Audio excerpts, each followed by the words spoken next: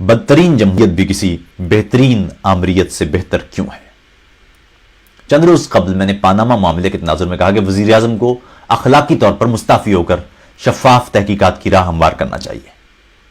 اور یہ پہلا موقع نہیں تھا کہ میں نے سیاستدانوں یا سیاسی قائدین کے خلاف سخت ترین الفاظ میں آواز اٹھائی، اور یقین مانیے کہ اس دوران کسی ایک موقع پر بھی میرے گمان میں یہ تک نہ آیا کہ سیاسی قائدین کے خلاف اتنی سخت تنقید پر مجھے کوئی غدار یا دشمن کا اعلی کار یا کسی ملک کا ایجنٹ یا کسی دوسرے ملک سے پیسے لے کر لکھنے والا کوئی لکھاری کہے گا۔ کسی سچے لکھنے والے کے لیے ظاہر ہے کہ ایسے الزامات کی نہ کوئی حقیقت ہوتی ہے اور نہ ہی ان سے کوئی فرق پڑتا ہے۔ ہاں، کبھی کبھی کسی حد تک تکلیف ضرور ہوتی ہے کہ ایسے حالات میں جہاں آپ کے یار دوست یہ کہہ رہے ہوں کہ بھائی اپنی زندگی جیو اور باقی سب پر لعنت بھیجو، اور آپ لکھاری ہونے کے ناطے خود اپنے آپ کو جواب دینے کی خاطر اپنے آس پاس کے ان لوگوں، یاروں، دوستوں اور رشتہ داروں سب سے لڑتے ہوئے اپنی قوم کے لیے اپنا وقت نچھاور کریں، اور آپ کو ایسی چھوٹی باتیں سننے کو ملیں تو کسی سچے لکھاری کو تکلیف ضرور ہوتی ہے۔ میں نے بھی حال ہی میں ایک بلاگ فوج کے DGISPR کی جانب سے ٹویٹر پیغامات پر تنقید کے حوالے سے لکھا اور کہا کہ ریاستی اداروں کو ذمہ داری کا ثبوت دینا چاہیے۔ اس بلاگ میں میرا کہنا یہ تھا کہ ملکی دستور مقدم ہے اور تمام ریاستی ادارے بشمول فوج اس دستور میں دیے گئے دائرے کے تحت فرائض انجام دیں، اور ہر پاکستانی شہری دستور کے مطابق کسی بھی ریاستی ادارے بشمول فوج پر تنقید کا حق رکھتا ہے۔ یہ دستوری بات جہاں ہزاروں دوستوں تک درست انداز سے پہنچی، وہیں کچھ احباب جو شاید ایک خاص سوچ میں اٹک کر رہ گئے ہیں،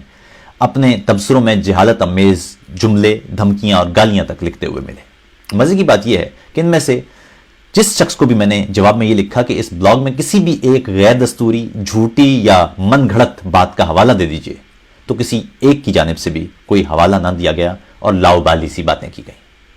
اس سے کم از کم مجھے ضرور تسلی ہو گئی کہ تنقید کرنے والے اور بری زبان استعمال کرنے والے کسی علمی یا فکری قبیلے سے تعلق نہیں رکھتے، بلکہ وہ عمومی پیداوار کا نتیجہ ہیں۔ اس سے ایک دوسری بات بھی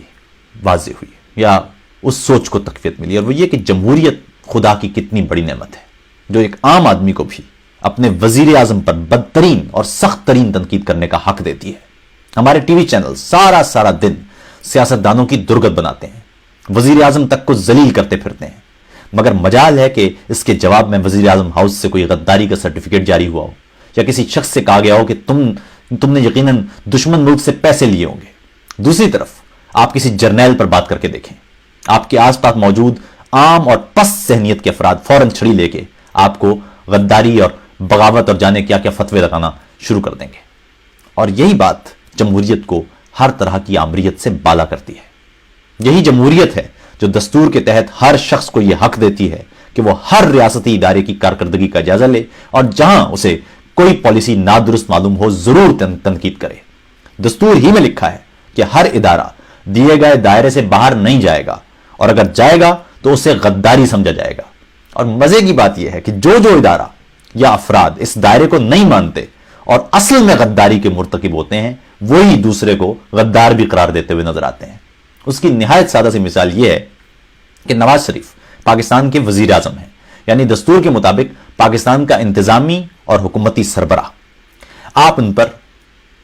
یوں ہی الزام لگا دیں کہ چونکہ ایک بھارتی شہری نے ان سے ملاقات کی ہے اس لیے وہ غدار ہے۔ آپ کے خلاف وزیر اعظم ہاؤس سے نہ کوئی غداری کا اعلان کیا جائے گا اور نہ ہی بغاوت کا سرٹیفکیٹ جاری ہوگا۔ اب دوسری جانب صرف یہ پوچھ لیجئے کہ طالبان کا ایک دہشت گرد احسان اللہ احسان، جس نے ہزاروں پاکستانی شہریوں کی ہلاکت کی ذمہ داریاں قبول کی ہیں، اسے اس وقت شدید تفتیش کا سامنا کرنا چاہیے تھا، مگر وہ کس طرح ٹی وی پر ایک ہیرو کی طرح پیش کیا گیا۔ ایک ٹی وی اینکر سلیم صافی کو اس سے انٹرویو کی کیسے اجازت دی گئی؟ یا آپ صرف یہ کہہ دیں کہ ٹویٹر پر کسی حکومتی نوٹیفیکیشن کے بارے میں یہ کہنا کہ اسے مسترد کر دیا گیا ہے، جس پر بھارت میں پاکستان اور پاکستانی اداروں کا مذاق اڑایا جائے، کیا ایک قابل مذمت بات نہیں؟ اس جملے پر آپ کو پھر غداری کا کوئی سرٹیفکیٹ دیا جا سکتا ہے۔ اس لیے بدترین جمہوریت بھی ہر طرح کی اچھی بری آمریت سے بہتر ہوتی ہے، کیونکہ آپ اپنے نمائندوں سے سوال پوچھ سکتے ہیں، ان پر تنقید کر سکتے ہیں، اور خراب کارکردگی پر آئندہ انتخابات میں ان کا احتساب کر سکتے ہیں، انہیں مسترد کر سکتے ہیں۔